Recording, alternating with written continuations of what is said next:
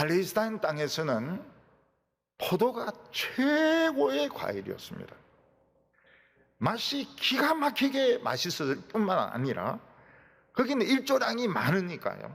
우리보다 일조량이 훨씬 많으니까 포도가 굉장히 맛이 있고, 그 다음에 이 포도를 가지고 포도주를 만들면 또 맛이 또 기가 막혔습니다. 그래서 혼인잔치 때도 포도주를 마시고, 또 뭐 큰 행사 때도 포도주를 마시고, 기분 좋으면 또 포도주를 마시고, 기분 나쁘면 포도주를 마시고. 그래서 이 뭐 포도주는 정말 최고의 그 음료수였던 것입니다. 술이고 음료수였던 것입니다. 성경은 하나님과 이스라엘 백성들의 관계를 포도원 주인과 포도원의 관계로 비유를 할 때가 많습니다. 오늘 우리는 한 3가지 정도를 살펴보고자 하는데요. 첫 번째는 하나님은 온 세상의 주인이시다 하는 것입니다.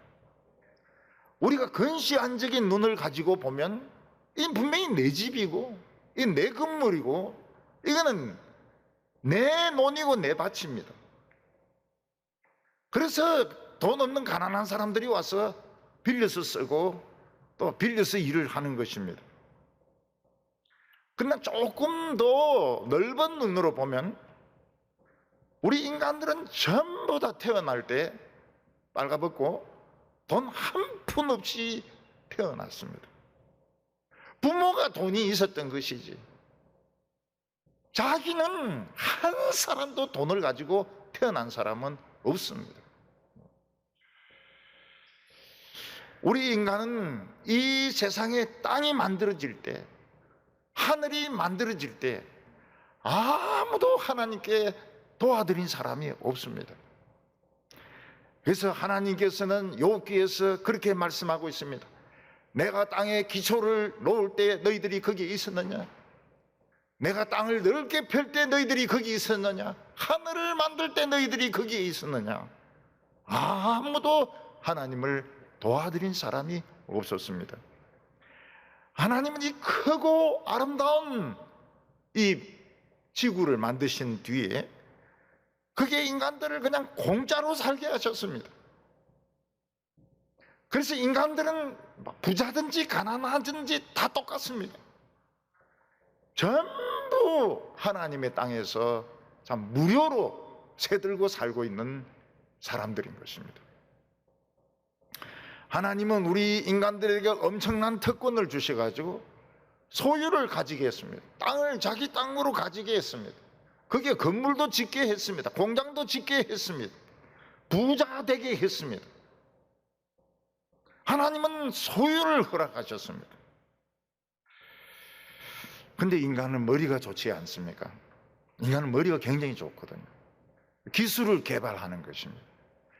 기술이 있는 사람과 없는 사람은 똑같은 인간이지만 생산력이 엄청 차이가 납니다.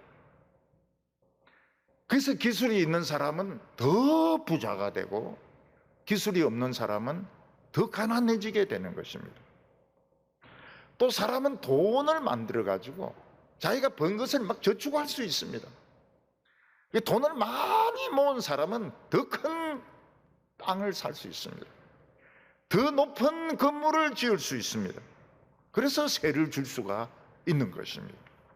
인간들에게 불공평이 생기는 것입니다. 그것은 기술입니다. 그리고 돈을 모으는 능력 때문에 불공평이 생기게 되는 것입니다. 그러나 이 세상의 주인은 하나님이십니다. 하나님이 만드셨기 때문에 하나님이 주인이십니다. 우리의 모든 인간들은 부자든 가난한 자든 건물 주인이든 새든 사람들이든 전부 다 하나님의 땅에 공짜로 새들어 살고 있는 그런 사람들인 것입니다. 하나님께서는 이스라엘 백성들에게 무상으로 그 좋은 가나안 땅을 그냥 전부 다 주다시피 빌려주었는데 거기서 그 상품에 포도가 맺혀야 되는데 그들은 자기 이익을 챙기고 가난한 사람들 학대하고 그리고 종으로 팔아버리고 자기 집이나 자기 땅을 무지무지하게 크게 만들었던 것입니다. 그 이유는 이스라엘 백성들이 하나님의 말씀을 먹지 않고 세상의 그 사상을 먹었기 때문에 그렇습니다. 예수님은 이사야서에 있는 이 비유를 그냥 그대로 가지고 오셨습니다. 어떤 주인이 있었는데 부자입니다. 왕입니다. 그는 포도 농사를 지으려고 아주 좋은 땅을 구했습니다. 거기에 울타리를 만들고 망대를 세우고 포도즙 틀을 짜는 틀을 만들고 굉장히 좋은 포도를 거기에 심었습니다. 그리고 그는 농부들을 100% 믿고 이 포도원을 맡기고 외국에 갔습니다. 그 어린 포도가 자라가지고 이제 포도가 많이 맺히게 되었을 때 주인은 종을 보내어서 그 포도 좀 달라고 했습니다. 왜냐하면 주인도 그 농부들이 그냥 자기만 다 먹어버리는 것보다는 그걸 가지고 가난한 사람이나 어려운 사람들이나 뭐 손님이나 이런 사람들인데 이제 나눠줘야 되니까 포도를 좀 달라고 했습니다. 그럼 포도 주인으로서 당연한 권리죠. 주인은 한 종을 보냈습니다. 한 종을 보냈다는 건 많이 달라는 뜻이 아닙니다. 그냥 몇 광주리 정도 주면 된다는 것입니다. 그러나 농부들은 굉장히 인색했습니다. 한 광주리도 주지 않았습니다. 우리 건데 주인이 포기하지 그러면서 안 줬습니다. 2절에 보면 때가 이르매 농부들에게 포도원 소출의 얼마를 받으려고 한 종을 보내니, 주인은 농부에게 포도의 60% 70% 내놔라 이런 요구를 안 했습니다. 그냥 주인도 포도를 쓸 일이 있기 때문에 몇 광주리 내놔라 그래서 한 명을 보냈습니다. 그러나 농부들은 긴 시간 주인이 찾아오거나 간섭하지 않았기 때문에 자기들 마음대로 농사를 지었기 때문에 주인은 이 포도원을 잊어버렸다 아니면 포기해버렸다. 그래서 자기 것으로 만들려고 욕심을 부렸습니다. 이 포도원 우리 것이다 이렇게 생각했습니다. 그런데 주인이 또 한 종을 보내었습니다. 이번에는 머리를 몽둥이로 깨가지고 머리를 피투성이로 만들어 놓습니다. 그리고 포도를 안 주고 돌려보냅니다.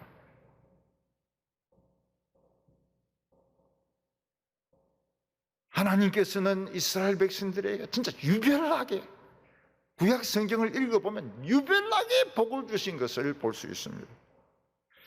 그것은 너희들이 하나님으로부터 엄청난 혜택을 받았으니까, 노예가 주인이 되었으니까 이제는 탐욕스럽게 살지 말고, 그리고 우상숭배나 음행을 부리거나 가난한 사람들 학대하지 말고, 장애인들 병들 사람들 못되게 굴지 말고 하나님의 말씀에 순종해서 살아라. 그러면 얼마든지 포도 농사 지을 수 있고 또 내가 귀한 선물을 주려고 준비하고 있다 하는 것이 주인의 생각이었습니다.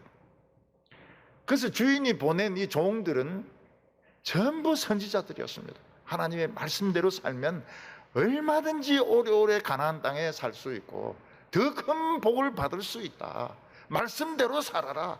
전부 선지자였습니다. 근데 이스라엘 백성들은 내가 농사 지은 거 가지고 내가 다 쓰지 못하고 주인이 그거 가져가면 손해 아니냐. 그래서 선지자들을 두들겨 패고 돌로 쳐서 죽였던 것입니다. 자기 것으로 만들기 위해서. 오늘 여기 두 번째로 보면 주인의 요구에 거부하는 농부들을 보게 됩니다. 농부들은 이 착각을 하고 있는데 그게 무엇인가 하면 몇 년 동안 자기들이 이 포도원을 농사를 짓고 관리했기 때문에 주인은 이제 더 간섭하지 않는다. 주인은 완전히 이 포도원을 포기했다. 이렇게 생각했던 것입니다. 이 포도원은 우리 거다. 이렇게 생각했습니다. 근데 어느 날 갑자기 주인이 종을 보내어서 내가 주인이니까 포도를 몇 강줄 좀 내놔라. 그러니까 굉장히 기분이 나쁜 거예요. 지금까지 간섭하지 않다가 왜 갑자기 포도 내놓으라고 하냐. 그래서 그 종에게 욕을 퍼부으면서 당장 돌아가라고. 그 다음에는 또 다른 종 또 보내니까 막 두들겨 패가지고 머리를 막 깨버렸습니다. 근데 포도원에 농사 짓는 사람들은 굉장히 근시안적인 그런 안목을 가지고 있었습니다. 주인이 먼 외국에 가 있는 틈에 이 포도원을 자기 것으로 만들자는 것입니다. 우리가 농사 지었기 때문에 우리가 다 써야 된다, 이런 생각을 가지고 있었습니다. 그래서 그들은 종을 잡아서 심하게 때리고 치욕을 주고 한 광줄도 안 주고 돌려보냈습니다. 그 이유는 이 포도원은 내 것이기 때문에 주인이 이래라 저래라 할 권리가 없다는 것입니다. 그런데 주인은 그 포도원을 포기할 수가 없었습니다. 왜냐하면 그 포도원은 주인이 제일 사랑하는 포도원이었습니다. 거기서 나오는 포도는 세계에서 제일 맛있는 포도였습니다. 주인은 그 포도원을 포기할 수가 없었습니다. 그래서 주인은 다른 많은 종을 보내었습니다. 많은 종을 보내면 그때서는 그들이 한 발 물러설까 싶어가지고, 그랬더니 농민들이 막 전쟁을 벌였습니다. 그래서 일부는 죽이고 일부는 고문해서 죽이고 고문해서 죽이고 다 죽여버렸던 것입니다. 근데 이 정도 되면 포도원 주인은 포도원을 포기하든지 해야 될 겁니다. 너희들 마음대로 해라. 근데 주인은 이 포도원을 포기할 수가 없었습니다. 주인이 가진 최고의 포도원이고 최고로 맛있는 포도원이고 주인이 가진 최고의 기업이었기 때문입니다. 그래서 주인은 고민을 하다가 큰 도박을 하게 됩니다. 그래도 이 농민들에게 양심은 좀 있겠지. 그래서 하나밖에 없는 자기 아들을 자기 대신해서 보내었습니다. 내 아들은 내 대신해서 간 거니까 이들이 아들을 보면 예의를 갖추겠지. 자기들이 빌려서 쓴다는 것을 인정하겠지. 근데 이렇게 해서 큰 도박을 하고 그들의 양심을 조금이라도 믿고 아들을 보냈던 겁니다. 그런데 지금까지 한 행동을 보면 이 아들을 보낸 게 굉장히 위험합니다. 그러나 농민의 양심을 믿고 아들을 보낸 것이 비참한 결과로 돌아왔습니다. 7절과 8절 보면 그 농부들이 서로 말하되 이는 상속자니 자 죽이자. 그러면 그 유산이 우리 것이 되리라 하고 이에 잡아 죽여 포도원 밖에 내던졌느니라. 농부들은 정말 인정사정이 없는 사람들이었습니다.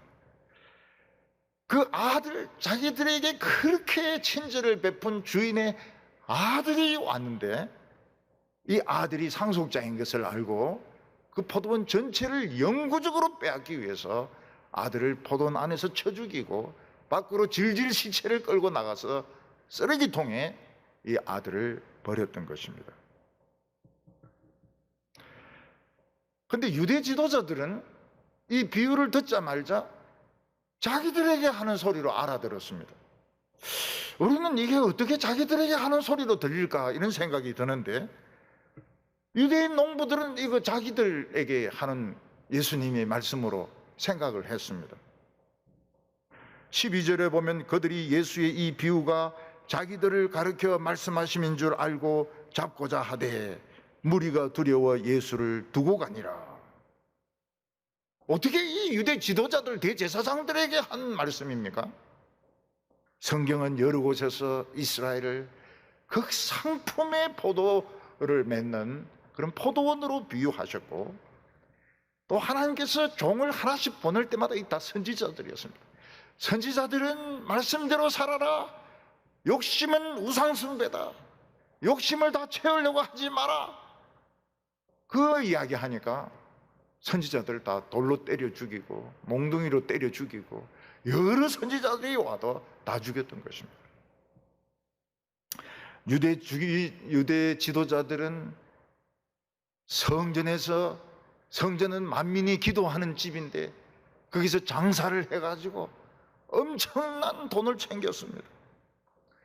그리고 이스라엘 백성들에게 안식일이라고 하는 그 율법을 가지고, 요즘 뭐 사회적 거리 이런 식으로 율법을 가지고 막 그냥 사람들을 막 억압하는 바람에 유대인들이 다 자기들의 손 안에 들어오게 된 것입니다.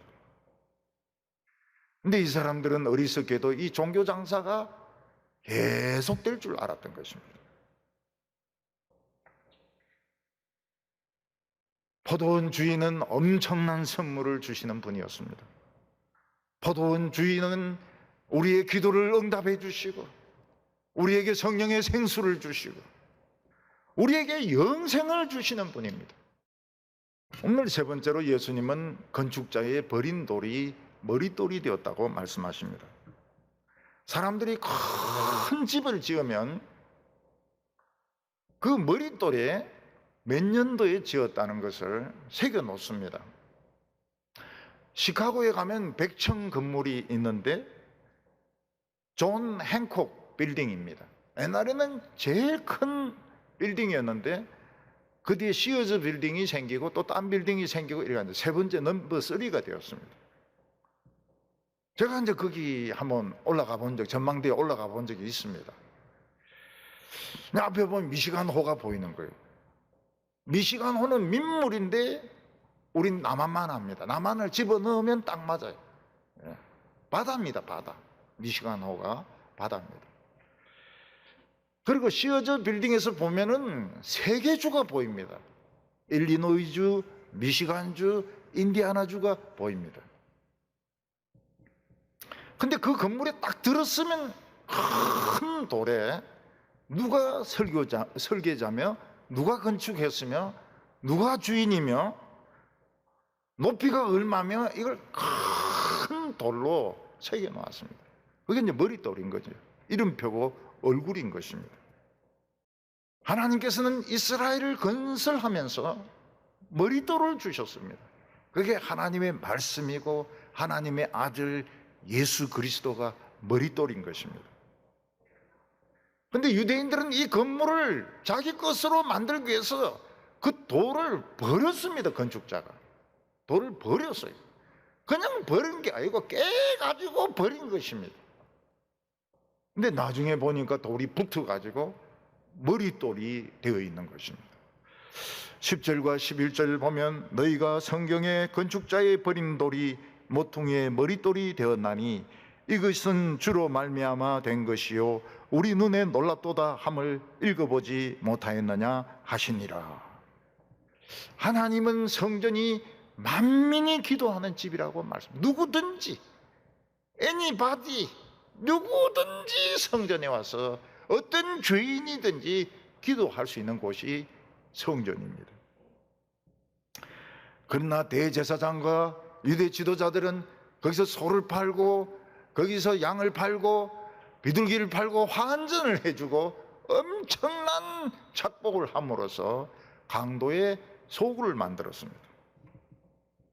그들은 율법을 자기 마음대로 해석해가지고 유대교가 되면은 이 박제가 된 종교가 됩니다. 생명은 전혀 없는 딱딱한 종교로 변하게 되는 것입니다. 그들은 머릿돌 대신 예수님을 죽였습니다. 십자가에 못 박아 죽였습니다. 그리고 무덤에 장사 지낸 바 되었습니다. 그러나 예수님은 사망의 권세를 깨고 살아나셔서 교회의 머리가 되셨습니다. 교회의 기초가 되고 교회의 머리가 되고 우리의 주님이 되셨습니다. 사람들이 심판받으러 가니까 심판하는 사람이 막 굉장히 많이 본 사람 같아요. 누군데 저래 눈에 익나 보니까 자기들이 십자가에 못 박아 죽인 그 사람이 그 심판하는 자리에 앉아 있는 겁니다. 참 놀랍다 하면서 참 놀랍다 희한하다 하면서 지옥으로 가는 겁니다. 유대인들은 이스라엘의 복을 잃어버리고 이방인인 우리가 그 복을 받게 되었습니다. 우리가 어떻게 해야 됩니까? 감사해야 됩니다. 감사해야 돼요. 참 예배 드리면서 감사해야 됩니다. 그리고 사랑해야 됩니다. 다른 교인들 보면 사랑해야 됩니다. 저 왜 왔나? 이러지 말고 사랑해야 됩니다. 노인들 무시하면 안 됩니다. 아기들도 사랑해야 됩니다. 하나님은 그 상품의 포도를 맺게 할 겁니다. 그래 했더라면, 감사와 사랑으로 우리가 신앙생활을 했더라면 한국 교회는 크기만 큰 것이 아니고 세계 최고의 교회가 되었을 것이고, 하나님이 흰 기름, 성령을 부어주시는데 그 검은 기름하고 비교가 안 됩니다. 석유하고 비교가 안 돼요. 교회는 목사의 것이 아닙니다. 장로의 것도 아닙니다. 누가 좀 목소리 큰 사람의 것도 아닙니다. 교회는 자식에게 물려줄 수 없습니다. 교회는 하나님의 축복을 가지고 장사하는 곳이 아닙니다. 우리는 가지이기 때문에 포도나무인 예수님에게 딱 붙어 있기만 하면 됩니다. 우리는 날씨나 코로나나 또는 정치나 경제나 지금 위정자들 염려할 필요 없어요. 그거는 하나님이 다 걱정하실 것이고, 우리는 포도나무에 성경에 딱 붙어가지고 성경의 진을 빨아먹으면 열매는 맺히게 되어 있는 것입니다. 세계적인 포도와 포도주가 만들어지게 됩니다. 오늘 우리들은 예배 드리면서 성령의 생수를 마시기를 바랍니다. 그래서 멋진 인생을 사시기를 바랍니다. 탐욕스럽고 있으면서도 걱정하고 있으면서도 막 궁상을 떨고 그렇게 하지 마세요. 아주 멋있는 인생을 사시기를 바랍니다. 탐욕은 우상숭배라고 했습니다. 세상을 사랑하지 마시기 바랍니다. 우리는 세상을 이용할 수 있습니다. 좋은 학교도 다닐 수 있습니다. 백화점도 다닐 수 있습니다. 그러나 세상을 사랑하지 마시기를 바랍니다. 내가 가진 것은 다 주님의 것을 빌려 쓰고 있는 것입니다. 제주도 그렇고 학문도 그렇고 모든 거 다 빌려 쓰고 있다가 죽으면 어떻게 됩니까? 돈 한 푼 못 가지고 갑니다. 수에 한 장 딱 걸치고 죽습니다. 그리고는 구더기들이 굉장히 맛있어 합니다. 그래서 우리가 미리 나중에 죽어서 뭐 싸우고 뭐 말고 할 것 없이 미리 살았을 때 좀 정리를 좀 하시기를 바랍니다. 우리나라 부자가 26조 원을 가지고 죽으니까 나라가 12조 원을 가져가 버립니다. 그 나머지 이제 자식들이 나누어 가지는 것이죠. 우리는 다 떠날 겁니다. 얼마 있지 않아서 다 떠날 것입니다. 제가 동부교회 왔을 때 45 아닙니까? 지금 달라지지 않았습니까? 여러분, 죽을 때를 대비해가지고 미리 막 책 같은 것도 먼저 주세요. 책 같은 것도 주고, 옷 같은 것도 주고, 구두 같은 것도 주고. 돈부터 주려면 좀 아까우니까. 사람들은, 아직 우리나라 사람들은 이 혈통의 개념이 있어가지고 자식에게 막 물려주려고 합니다. 좋지 못해요. 자식은 자식의 인생이 있고, 자식은 자신이 받아야 될 연단이 있고, 자신이 받아야 될 환난이 있고, 자신이 드려야 될 신앙 고백이 있는데 왜 그걸 부모가 해주려고 그럽니까? 그게 병신 같은 놈이 되는 겁니다.